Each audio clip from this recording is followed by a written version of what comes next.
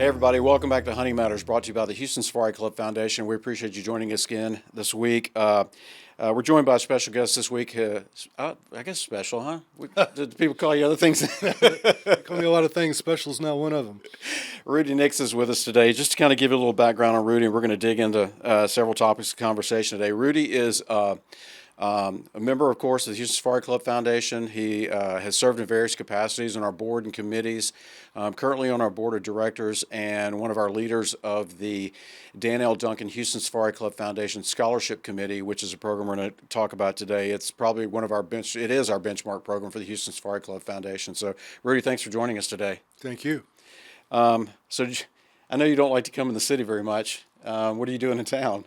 I came just for Houston Safari Club business. I came for the board meeting last night. We've got our monthly meeting with our members. I live west of San Antonio, as you know, Joe, and so I don't come into town very often, but I came from west of San Antonio to Houston just for Houston Safari Club business, so that now I can turn back around tomorrow and drive to New Mexico because I'm going elk hunting. And so I did this way out of my way just because I love the club. Yeah, I know you don't like to come into civilization very much. I don't blame you. Now, let's go ahead and jump on that topic. New Mexico. I know you're an avid bow hunter. I call it the Rudy Nix pilgrimage because every time I talk to you in the fall, you're out on the road. So you're heading to New Mexico to hunt elk? Yes. I'm going to be hunting with Fishtail Ranch. I think this is my 12th time with them. Wow. I'll tell you right up front before you ask me, no, I've never shot one. But I have an excellent time. The people are so nice, so cordial to me. The food's excellent. I get in the elk, between me and mechanical problems and luck of the draw, it's never worked out. But yeah, I always say, I hope I can get away with this. I always say that bow hunting, archery elk, free range is as much fun as a man can have with his pants on. Yeah, I agree. What? Let's talk about bow hunting because I love to bow hunt. When did you start bow hunting? That's a good question. I would say more than 15, probably less than 20 years ago. Yeah, so later in life. I didn't pick up a bow till I was almost in my 40s. Yeah, I was in my 40s. Yeah, and what prompted that? Just wanted another challenge, or? Well, kind of a funny story. I had a buddy who was always trying to get me to go bow hunting. I hunted rifles and shotguns with him, and he was always trying to get me to bow hunting. We were rifle hunting deer down in South Texas, and he had brought a bow, and it was an old bow. I can't even remember the manufacturer. I want to say it was a Bear, but I may be wrong. But it was a 90-pound draw. And Jack's a big guy. He was about my size. And he had his bow down there, and he said, Rudy, you got to shoot it. We were breaks between the morning hunt and the afternoon hunt. You got to shoot this. So he said, you're the only person I know who can draw this bow back. And I drew it back and, hit a target five yards away. And so then I drew it back and hit a target 10 yards away. And then I drew it back and hit a target 20 yards away. And that was pretty cool. And then later that evening, a bunch of javelina came into a feeder that was lit. And he had an arrow that had what he called a thumper on the end of it. And he said, here, take my bow. See if you can hit one of those javelina. And I went out there and hit her broadside, and she went squealing off in the dark, and I was hooked. Yeah. I mean, it was just, oh, my God. I turned to him immediately and said, I'm going to hate you for years because you've just made me addicted because I know my addictive personality. And I just said, you've wasted a lot of my time. Yeah. Now, he no longer bow hunts. I just want to say he is an avid bird hunter and an avid fly fisherman. Yeah. But he's given up all big game, so it's his fault, and he still laughs at me every day. I know it sounds kind of corny, but the thing I love about bow hunting is they always say there's a Zen approach to it. There's the breathing and there's the silence, and I mean my whole world kind of goes dark around me when I'm in a full draw on something. Do you find that you have that same experience, or it's just another extension of you, or? I'll just say that you can get away with making a lot of mistakes with a rifle in your hand and still be successful. You can't get away with a single mistake. Everything has to go good. You, the bow, the weather, the other eyes of the cows or whatever it is. It's just a challenge that you can't describe. If you haven't done it, you could never understand the challenge of it. And the feeling, the satisfaction when you actually take an animal is tremendous. I mean, almost uncontrollable for a while. But the satisfaction of being out there, being in it, smelling it, you just don't do that when you're sitting in a box blind looking Right.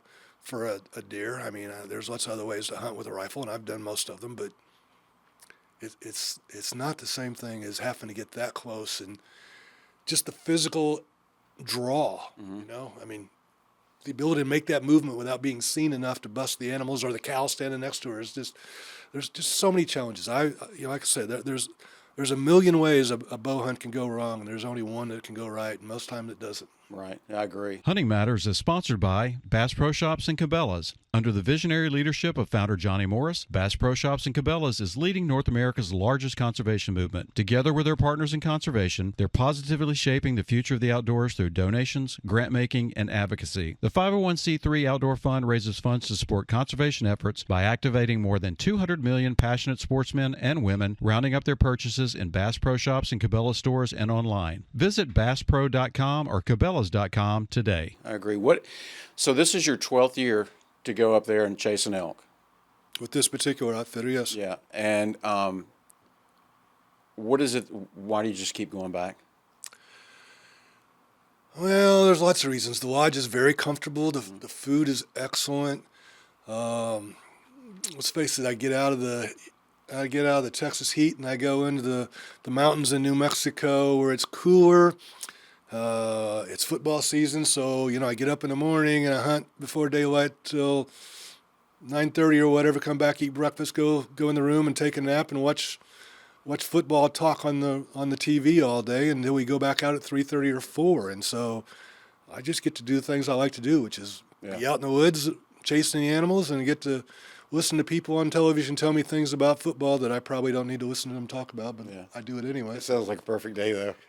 I always say it's my favorite week of the year. I do lots of hunting, as you're aware, Joe, but this is one that's special. The people are really special. I've gone to a lot of hunting camps, and it's the people, not just the people who run it, but the customers that are there, And so when you go as many years as I have, and you see some of the same guys that you wouldn't see any other time, right? Sure. You'd never see them in real life. You only see them there, and so it's just a special time for me, and I enjoy it.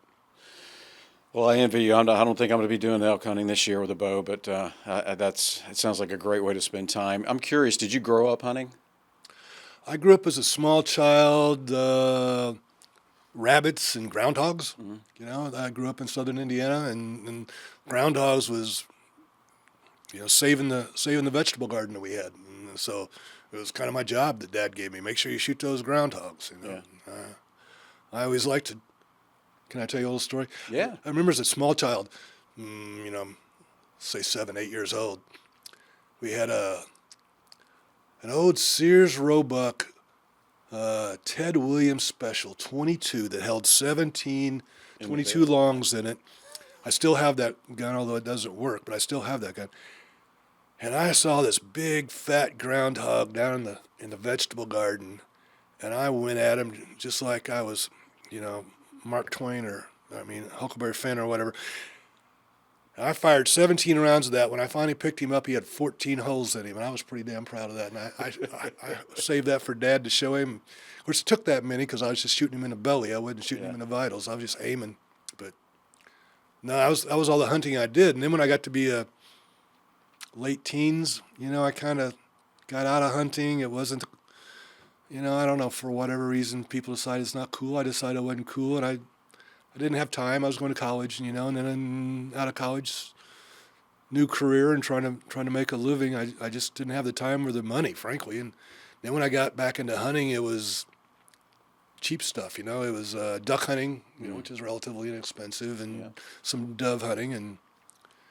But then through the company that I worked for, I got involved in some big game hunts. The owners sent me on some hunts, and I became addicted. And then when my buddy Jack got me into the bow, I was lost. So Capital Farm Credit understands that there's something about the outdoors that pulls you in. Could be the fresh air, the colors, the smells, the animals, the freedom. It's all just a part of who you are. And with our recreational land loans, you can purchase land for whatever outdoor pursuit you please. That way, the outdoors won't just be in your soul, it'll also be in your name. To learn more, visit capitalfarmcredit.com. Together, we're better. Yeah. So you're retired now. What did you do throughout your career? The majority of my career was, can I mention the name? Yeah. Enterprise Products Company. The chairman and the founder was Dan L. Duncan, Joe talked about the Dan L. Duncan Scholarship Committee, so I've got a great loyalty to Dan. I worked there for over 33 years. Almost all of that, 31 plus of that, I ran the distribution department, the product movement. So I had a very high stress, high intensity job. I worked really, really hard for that company, and I did really well there. And so I was able to retire earlier than some and live a very comfortable life where I have the opportunity to go on a lot of hunts now. But they got me into hunting. There's a big hunting culture there through Dan, who, as anybody knows hunting has probably heard the name Dan Duncan and what he's accomplished. The Weatherby Award in '99, I think it was. He's just he was a great mentor to me, and it was just an attitude within the company that got into me, and I bit into it hook, line, and sinker. Yeah. What a blessing though to work for a company that supports and encourages that. It was. Now they work me really hard, and they got their money's worth too, because I was very good at what I did. So Dan was the guy who had the idea, the concept that we should start supporting the future and the education of people that are pursuing careers in the outdoors, range management, wildlife management, biology. He's the namesake, obviously, of our scholarship fund, and his family still continues to support it this day.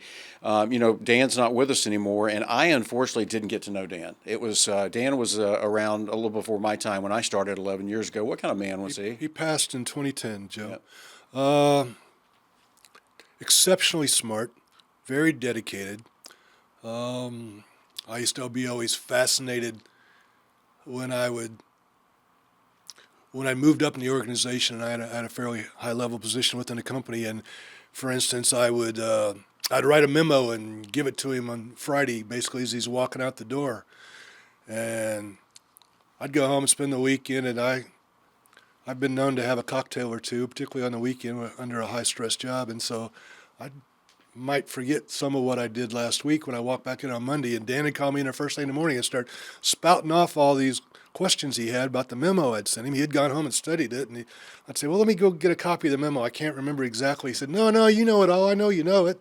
He was very intense, and he was very gifted mathematically. There, I consider myself the same. We can do math in our head a lot quicker than some people can do it on a calculator, right? And so Dan and I could always talk and do rough math in our head and get to the same point quickly, while the rest of the people were in the room were sitting around thinking about, okay, what are they talking about? So Yeah. Dan and I, we weren't buddy, but you clicked. But we got along well. I always feel like he appreciated the effort I gave to the company, and I appreciated the way I was treated. So.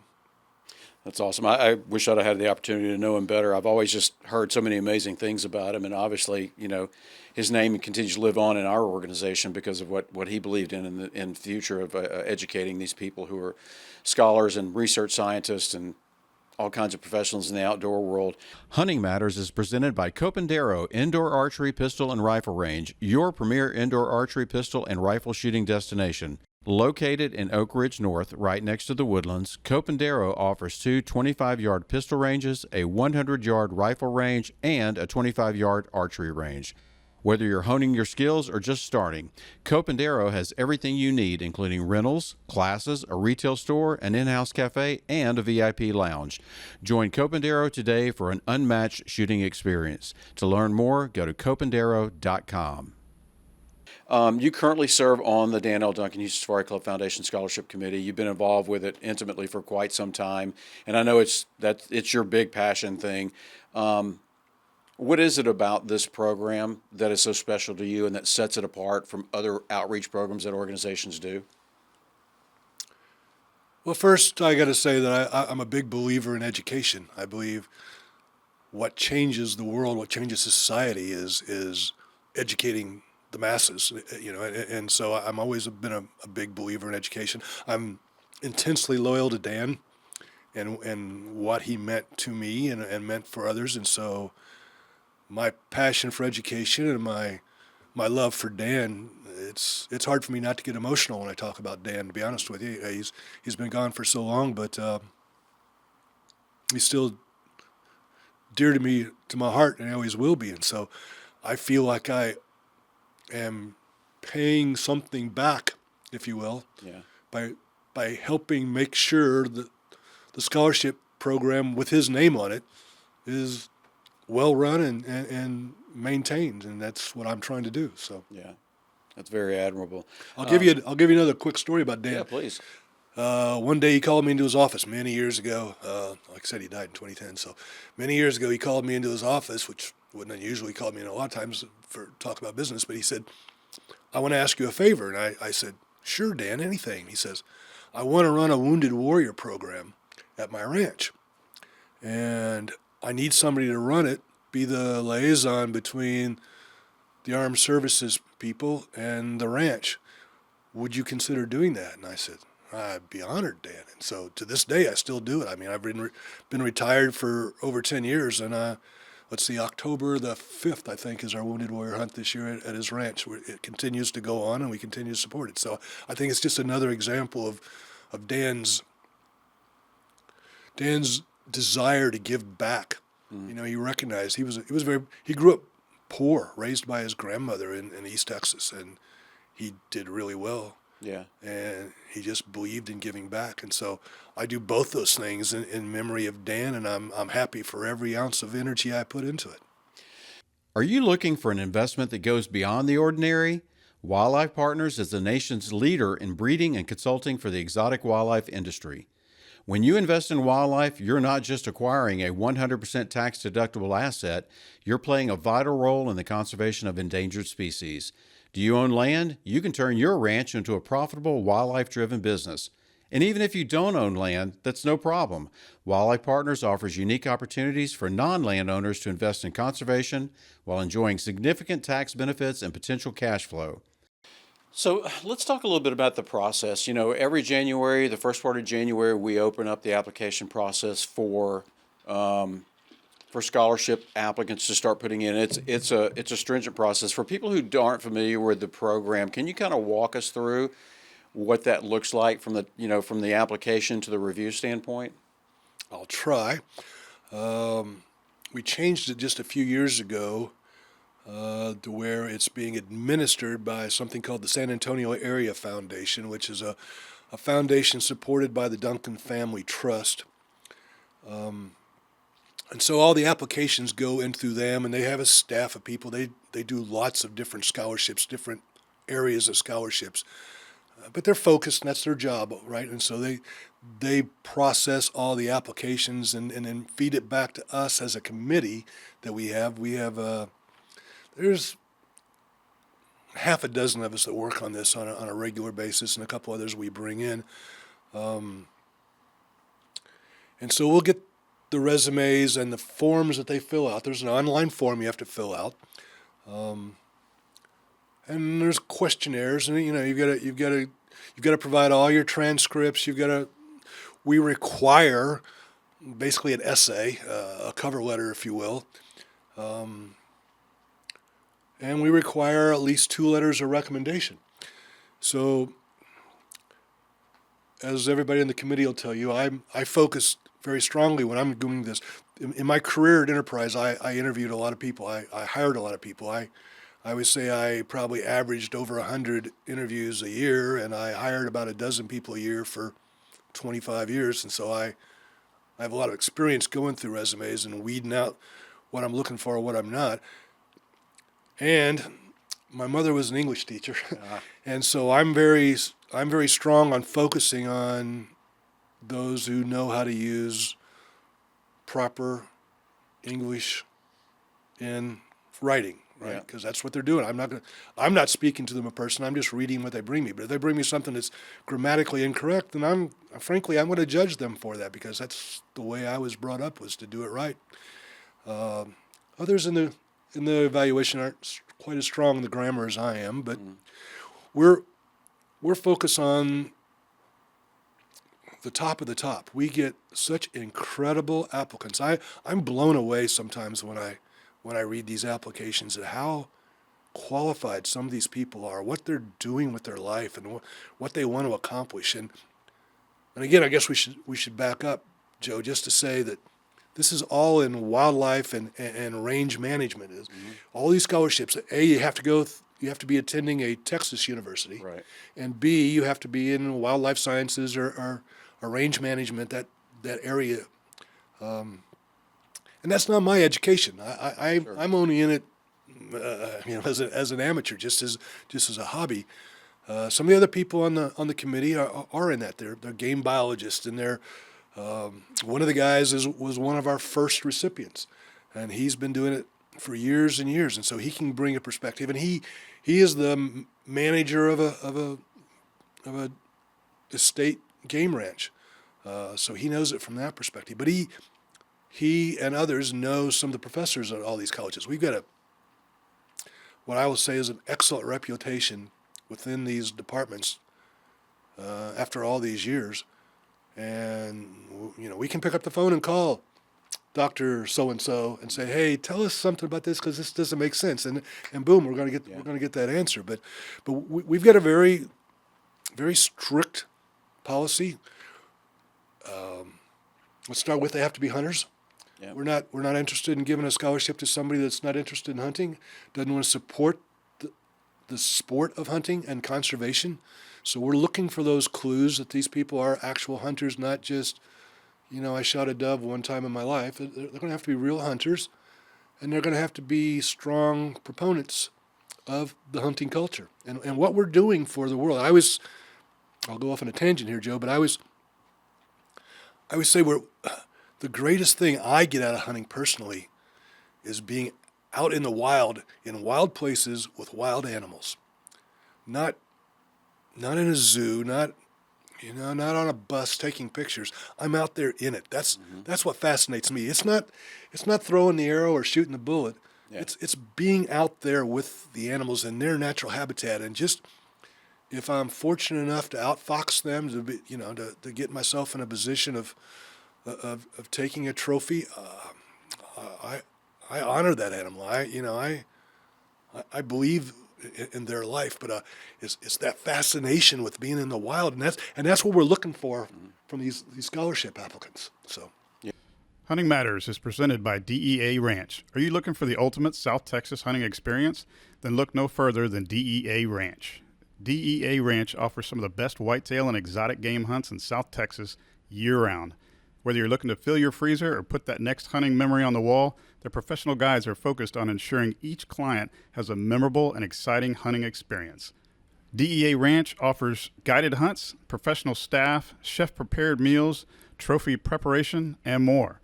To learn more, go to dearanch.com. That's dearanch.com. Yeah. It's it always amazes me when I start to see the qualifications, like you just said, how talented and qualified and we very, very seldom, you guys very seldom are looking at undergraduate candidates, because the PhDs and master level candidates that are coming in are so outstanding. But every once in a while we get a bachelor's degree program student who is exceptional, and we try to reward that exceptional. But you're right, most of them are masters and several PhDs. And because we've been doing this for over 20 years, these kids, I've started calling them alumni of our scholarship committee. They're out there in the real world. They are professors at these universities. They are working for Parks and Wildlife. They are working for Fish and Game, and they are spreading that knowledge. But they also, they come back and they thank us. They recognize what we did for them through that scholarship, and so we work really hard to get that. We're working hard now, as you're aware. We're trying to create more interaction with those alumni. It's one of my big projects I've been trying to work on for the club now is getting those alumni of our scholarships involved to help us help us as a club help do more of what we're trying to do, conserve and protect the idea of hunting. But more so than anything is to create even more of a mentorship program than we've had in the past, to where these past scholarship winners can help mentor some of the new students. And so it's a real passion of mine, as you're aware. You've seen me, and I've been very vocal. I'm very happy we've got Taylor as a new employee of the club who's helping do the real work. I can be the idea guy and she can be the worker. So I'm really happy about that. Yeah, I mean, I know you've been talking about it for quite some time, so I'm glad we're heading down that path and trying to reconnect those dots, with the people that have kind of removed from us now and maybe consolidate them back in. And it's always amazing to me. I sit on the Texas Mule Deer Advisory Committee, and there's a couple of students, one, Levi Heffelfingers by name is one of them, that come in and present data and studies and things like that to that committee when we meet twice a year. And I'm like, that guy was a 2-time scholarship recipient of the Dan L. Duncan Scholarship. And that's something that, I'm not intimately involved with it like you guys are on the committee, but that's something that I can kind of puff up my chest and go, that guy was one of our scholarship people. Yeah. And now he's one of the thought leaders out there in wildlife research. And I think his dad's big into it too. Yeah. I knew his dad way before I knew him when he was a little bitty. I don't know his dad, but I've been told. Yep. And so I'll say, when we're going through these scholarships, just again, kind of go back to what you're asking about. When we're going through the scholarship applications, it's hard. You can't do too many at once, right?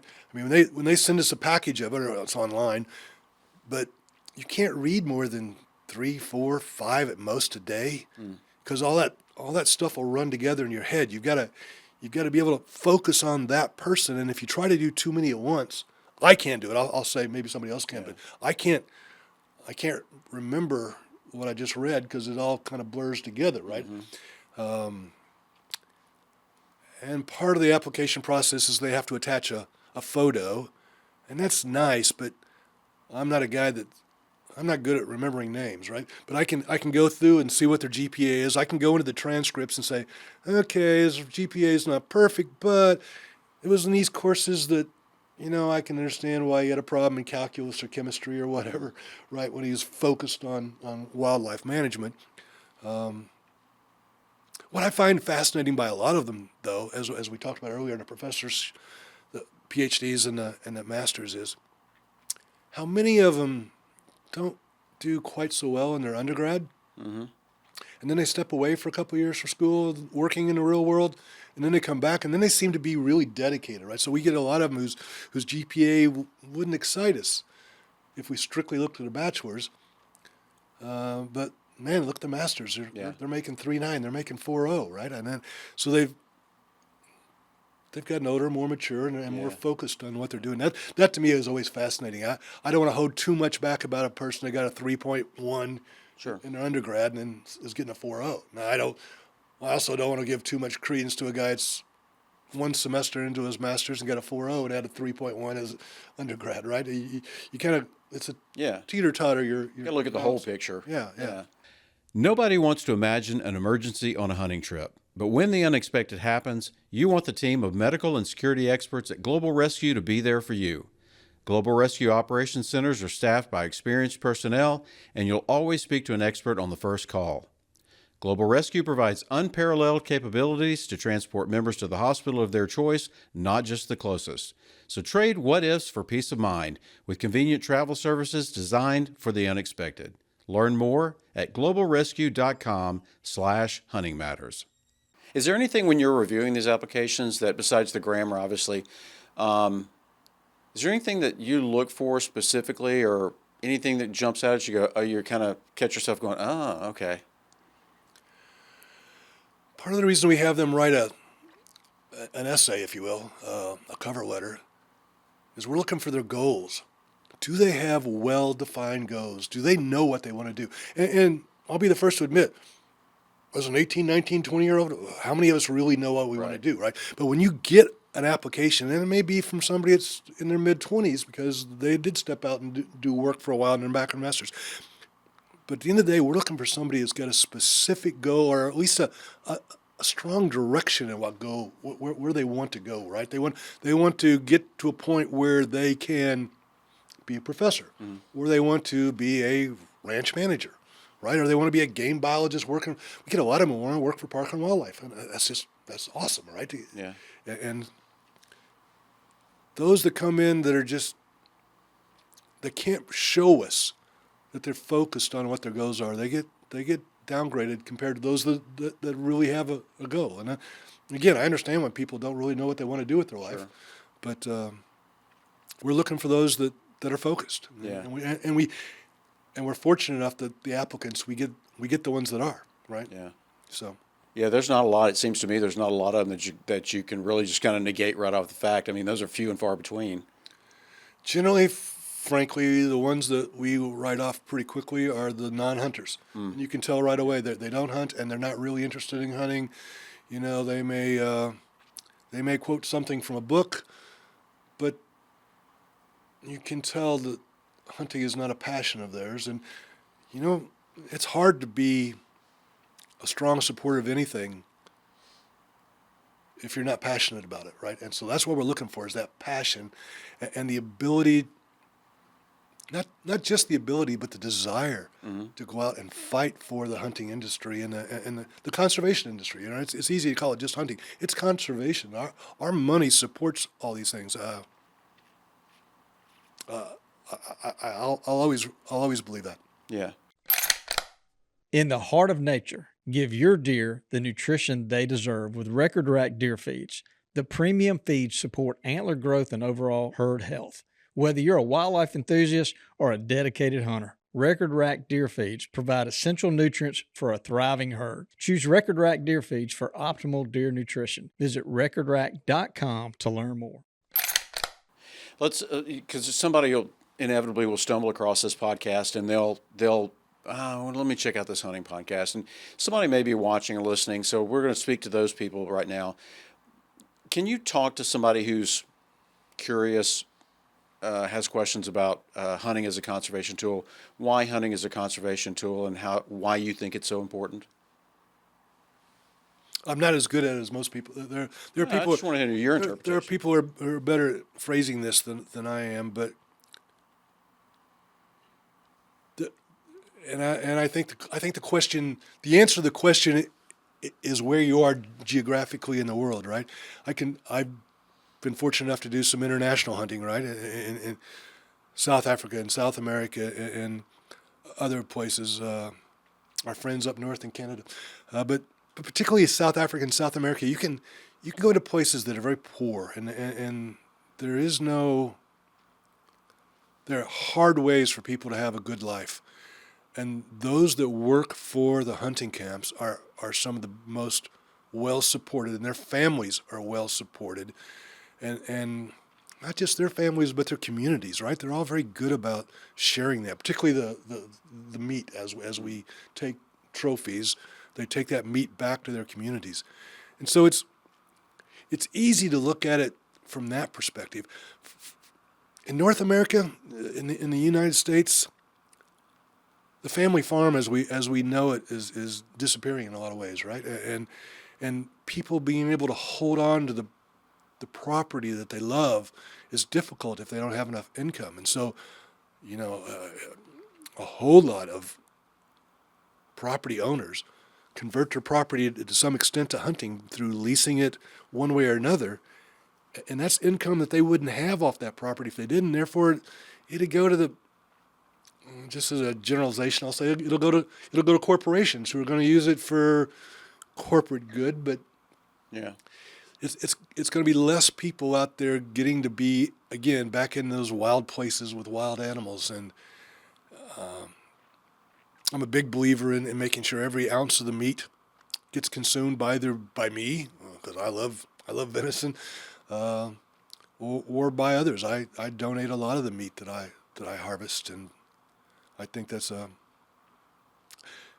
we always joke about the fact that, you know, you can bring, particularly when my daughter, who's mature now but was a younger, you know, to come over and with her girlfriends, you'd make burgers, and that was a great burger. And I say, yeah, what was it? Well, it was it was hamburger. I said, no, that was venison. Yeah. You know, and they just don't know. And so you got to expose people to that. But the meat is so much better for you. And I know that some people may not understand this, but there is nothing that makes me happier as a hunter to take out an old man who wouldn't make it through the winter. I can't tell you how many times I've shot animals that when you get up on them and you open their lips and look in their mouth, they've got, no teeth or one tooth. They wouldn't survive. Or you see one that's well past his prime and you can see his ribs sticking out, but he's got a nice rack, you know? Yeah. And is it better for them to die quickly with a bullet or a arrow versus being taken down by a predator and suffering that pain? I'd much rather put them out of their misery quick and me enjoy the trophy. Yeah. I don't know if I've answered your question. No, absolutely. You've touched on several different points there, and going back to something you said earlier too. I, like you, as I've gotten older, it's become less about shooting everything that moves and more about I can go sit in a blind or bow hunt, or hours on end, just never take a shot, just watch and look and Absolutely. smell and experience, and it's kind of, I still working doing that 9 to 5 plus grind, and the mental and physical recharge I get from it. If I spend 3 or 4 days out in the woods and come home, I'm like, okay, everything's going to be fine. I can go out and think about all the stuff I think is important that's not important and sit out there and just watch animals. And, my wife makes fun of me because I'm like, oh, that's a such and such bird. Or I'll hear something, that's such and such bird. She goes, how do you know all that stuff? I'm like, from sitting in the woods and listening and watching and that sort of thing. So it's always been, there's so many aspects of conservation and hunting and how they tie together that you can talk about. Are you looking for a smarter way to manage your document imaging and print environment? Dex Imaging delivers industry-leading printers, copiers, and fully managed print services designed to cut cost, boost productivity, and simplify your workflow. Whether you're a small business or a Fortune 500 company, Dex provides personalized local service with the power of a national network so you get fast, reliable support wherever you are. Dex gives back, proudly supporting organizations like Houston Safari Club Foundation by giving through profit sharing. Dex Imaging, smarter technology, exceptional service, proven results. Visit deximaging.com or email Adam Montgomery at adam.montgomery@deximaging.com. Before we leave the scholarship topic, I was remiss in not asking you this. Obviously, this is your love and your passion. I'm curious to know what Rudy Nix, what your dream is of this program 10 to 15 years from now, where you'd like to see it. Oh, my. I can't say I've ever thought about it in those terms, to be honest with you. I certainly hope it's still going on. I hope, one of the things we need to do as a scholarship committee, the review committee, is we need to bring some new blood into our committee because several of us are, well, I'll just say past 65.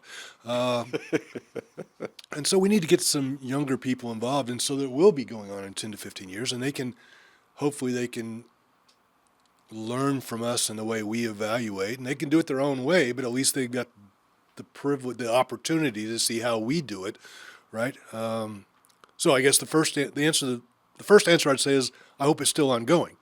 And second, I would say that as we've talked about, I've become passionate over the last couple of years about this alumni program. I want to see those people who've earned this scholarship, been given this scholarship by us, come back and help support the future generations. And I really have high hopes for that. I would love to see the committee, evolve into having people who have earned it, just like Keith Lake, who's on it now, one of the original scholarship winners. I want to see those people come back and help evaluate the future. And while I'm on that, I'll say it makes our heart glow when we read a letter of recommendation from a professor, and he says, I was a Dan L. Duncan scholarship winner. I know what it takes to qualify for this. And this person that I'm recommending is right at the top of the list, and you as a committee need to really pay attention to this person because they're awesome. Yeah. That just makes us, we said when we're in our evaluation period, isn't this great? Isn't this great that we've got these guys out there in the industry who earned the scholarship before and appreciate what it did for them, and now advising us that this is the person we want, right? It's just awesome. Yeah. I'm going to throw some numbers out. Last year, the committee awarded $168,750 in scholarships. And to date, we're looking at over 700 scholarships valued at over $3.5 million. How does that make you feel? Amazing. Isn't it amazing? There are a lot of hunting organizations, there are a lot of conservation organizations. I'm a member of several of them. I don't know any of them that come anywhere close to that. To me, it is what separates Houston's. It's one of two or three things, but it's certainly one of the things that separates Houston Safari Club from all other conservation/hunting organizations. That, and again, it goes back to Dan Duncan, his vision, his proactive support of this, and now his family's support of that. Those are big numbers. Yeah. $3 million and 700 people. And again, some of them are retiring now. Think about that. They earned a scholarship from us, and now they're retiring. It's just fascinating how long this has been going on. But I challenge any other organization in this field to do anything close to it. I've read where a couple of them are starting it, but they got a long way to go. They'll never catch up with us. And Yeah. it's not a race. It's not a game. It's not we're trying to outdo another organization. It's something that Dan started years ago, and I think we as a club have done an excellent job of supporting it. I'm proud to be a part of that. Yeah. Well, we're fortunate to have you and Daryl Kiner and Gary Rose and Keith Lake and everybody else. Mark Hereford. Mark Hereford, that's affiliated with the committee, because they're obviously, you guys have a huge heart for this. Before I forget, if you are watching or listening to the podcast, the application period will open up in January of next year. You can go to the website at wegive.org and click on the scholarship drop down and start learning about it now. And if you're qualified, you're going to a Texas university, accredited university, and you're a declared major in one of these majors, range management, wildlife management, you should check it out and apply. Absolutely check it out. So go to wehuntwegive.org and check it out on the scholarship page. Rudy, let's shift gears for a minute. You've been involved in this organization for over 20 years now? Yeah, easily over 20 years. And served in various... Why did I get started, Joe? I don't know. Well, That's my next question. at 1 year right before convention, as a convention sponsor, Enterprise Products had what I used to call a boondoggle. It was back then the convention sponsors got this particular one was a bird hunt. I believe it was in Greystone Castle. I may be wrong. It's 25 years ago. But Mr. Duncan called me into his office one day and said, Rudy, Enterprise is a sponsor of this convention for this thing called Houston Safari Club, and I can't go this weekend. I was hoping maybe you'd do me the honor of taking this for me. I go, you want me to go spend the weekend shooting birds and it doesn't cost me anything? Yeah. Oh my God, yes. And so then I felt reasonably obligated to check out what is this Houston Safari Club. And so I started going to meetings, and then I became involved. The next thing I know, somebody called me and said, we want you to be a vice president. And then for 4 more years, I was on the board of directors, and then I backed out of all that after 5 years of serving on the board, and let other people do it. And then last year they called me up and said, hey, Rudy, you're kind of vocal about some of the complaints you've had over the last couple of years, and we want you to be vice president. And James Lofton, the president, asked me that, and so I said, okay, but I think the way I phrased it to James when he asked me was, there's no such thing as a 50% Rudy. If you get me, you get all of me. And I'm strongly opinionated, and I have no problems expressing my opinions. And he said, no, I want you. And so we've had a couple of issues as a club that we've been trying to resolve. That's true of any organization. And times change, things change. We're trying to stay current with the changes. But now they've got me back on the board of directors, and I'm trying to support the club. That's why I drove all the way 300-plus miles yesterday, was to make that board meeting. Instead of Zoom meeting it every month, I like to show up every once in a while. Well, the thing I respect about you, Rudy, and I'm not just blowing smoke because you're sitting here, I remember when you were talking about coming back on the board, and you said to me, you know what? I've got no place to complain or want to make change or anything like that if I don't step up and serve. Well, you're right. And that's the thing you said to me, when you were talking about coming back on the board, thinking about coming back on the board. Gunworks just launched a new rifle system. It's called Index. It's sized for adventure and engineered for extremes. With barrel lengths as short as 16 inches and a folding stock that collapses to an ultra-short profile, The Gunworks Index fits nicely in a UTV, a float plane, or across the seat of your truck without sacrificing accuracy. The Index features a built-in ARCA and pick rail for use on tripod or bipod, and a night vision rail to ensure you're ready for any scenario. The Gunworks Index delivers magnum capability in the most compact chassis rifle system on the market. Visit gunworks.com to learn more. What would you say to somebody who doesn't know who Houston Safari Club Foundation is, or is thinking about joining an organization like ours? What is it that you would, if you're given an elevator pitch to somebody like, yeah, tell me about Houston Safari Club, why should I even consider joining? Because a lot of people, I'm going to say this, I say it 1,000 times a week, a lot of people go, I'm not from Houston, I'm never going safari. I'm like, whoa, whoa, whoa. It's about a lot more than that. It's about conservation. If you hunt anything, if you do any hunting, from one dove hunt a year to fishing, it's not just hunting; it's fishing. And if you do anything and you believe in that, then you ought to believe in what we're trying to do. And if you believe in conservation and helping out things. I wish I could give an example off the top of my head. We do things in Africa where we're supporting projects. We do lots of sheep program in Texas. Sheep program. I just started saying we do lots of things here in Texas. We're trying to support the bighorn sheep, and like we were talking about yesterday, very few people understand the invasive aoudad in West Texas and what it's doing. It's controlling the water and the food and spreading disease to bighorn and other species that are native. Aoudad is from the Barbary Coast of Africa. They're not Texas native, and if we can't support the native plants and wildlife, then there's something wrong with this as a society. And so I have lots of friends who haven't joined, and I get on them all the time. I say, you're more than willing to go to the convention and let me buy your dinner, but you're not willing to make a simple donation as a member, not whether you want to do anything, but just to help support the cause. And so I speak to that to a lot of my friends, and they, I'm too busy. Well, okay, be too busy, but help us support what we're doing. If you can't believe in anything else,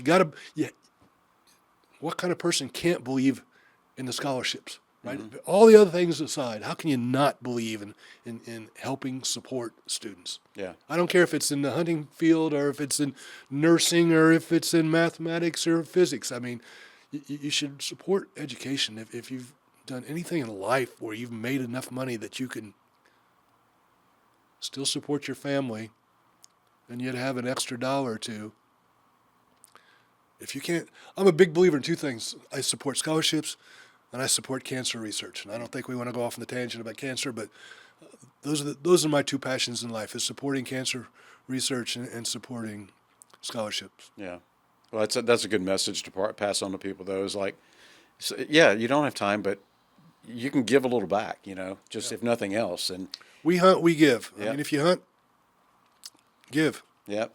Let's talk about your hunting journey a little bit more. You've hunted all over the world, and I can imagine that it would be hard. You'd be hard pressed for me to get you to answer this question. But is there a favorite destination or a hunt that just absolutely stands out in your mind time and time again?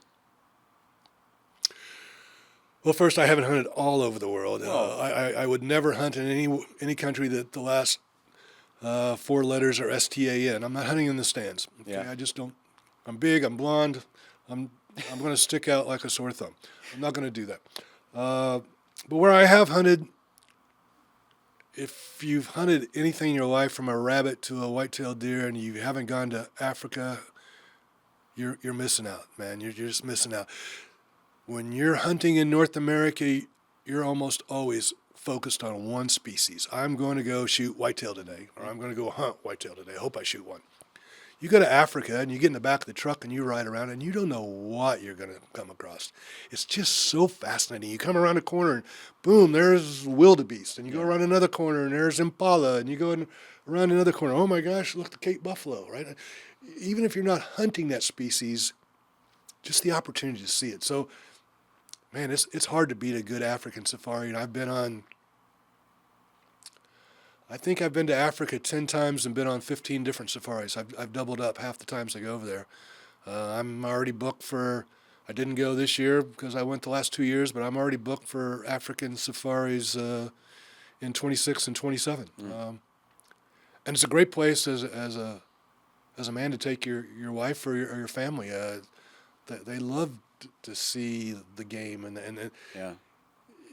in one aspect, you can be over there and say, hey, it's just like being in South Texas. You know, the terrain and the thorns, right? There's thorns everywhere in Africa. There's thorns everywhere in South Texas. But you just don't know what the species you're going to see, and they're just all different. And, you know, my wife would say, oh, look, the little baby, aren't they cute? It doesn't matter what the species is. If it's a baby, she's going to think she particularly likes baby giraffes. So that'll be first.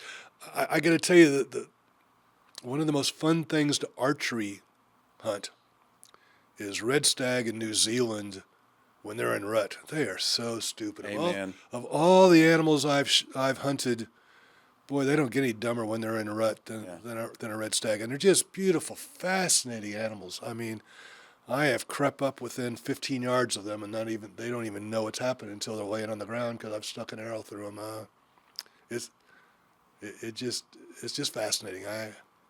The best one I ever shot was I always like to tell the story. I retired in February of 2015, and I immediately got on a plane the last day I worked, and I flew over to New Zealand, and I went to see our friend Paul Bamber, who we're going to speak to tonight, and I was going to archery hunt red stag for 4 days, and I was going to fly fish for 4 days. And the first day I saw this red stag that was just massive, and I went back, and Paul and I negotiated a price, and I was going to chase him and him only. It didn't matter what stepped in front of me. That was the one I was looking for. And so I always like to say, on the sixth day of a 4-day hunt, I finally put that stag down, and it's one of the best trophies I'll ever have. But it was so exciting to be able to chase one animal for 6 days and finally make it work, right? It took teamwork, frankly. You know, it took a couple people spotting for me and a guide helping me. You can't. It's always fascinating when you go, particularly to anywhere you go, but it's always fascinating how good, how effective most of the guides you get, and almost all the trackers. You go to Africa and I could go to Africa for nothing else than to watch a tracker work. Their ability to follow a footprint, follow a hair stuck on a drop of blood, and know you're bull. You know, that goes through my head all the time. The tracker, I was chasing a sable I had not made a perfect shot on. You're bull. How do you know that's my bull? You're bull. Okay, I believe you. And sure enough, we found it. You know, I mean. Yeah, I had that same experience in Namibia where I was like, there's no way we're going to find that animal. Yeah. And, I mean, we chased a zebra for almost 4 hours, and they never lost track on him. It was crazy. It was amazing. Just amazing. But my experience with Paul at Wanganui Safaris when I was there was I took a bow. That's all I took to New Zealand. And after the 4th day, like you, I was like, we came in that night, and as Paul does, comes to dinner, and he says, how was your day? I was like, it's a good day. See a lot of animals? Yeah, I just didn't see the right one.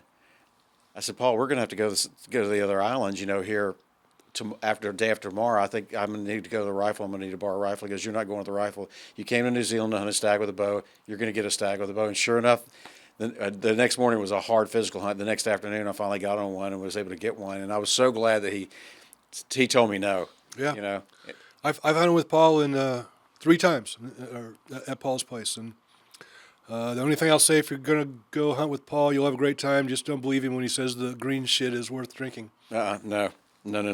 I've had that experience. Chartreuse, that's what they call it, right? Oh, it's horrible. Yeah, it's disgusting. I did it the first time, but I'll never do it again. Yeah, I was in camp with a bunch of Russians. Oh, my. They liked it for some reason, but no, not for me. The Houston Safari Club Foundation is a 501c3 nonprofit organization that supports the future of hunting and conservation. Wildlife and habitat conservation, youth education and outdoor experiences, scholarships, and anti-poaching efforts are just a few of the programs supported by this organization. Monthly events, an annual convention, award-winning publications, networking opportunities, and valuable resources for hunting knowledge are just a few of the benefits of being a member of Houston Safari Club Foundation. If you're searching for a group of people dedicated to protecting the future of hunting, look no further. Join Houston Safari Club Foundation today at wehuntwegive.org or call 713-623-8844. As we kind of wrap up, put a cap on things here, I'm going to ask you a couple of questions. If you could pass along a piece of advice to young hunters, new hunters, whether they're young or adults just getting into it, what would that be? That's a pretty open-ended question. But the obvious answer is enjoy yourself, right? You're taking time away from your regular life. You're taking time away, in most cases, away from your family.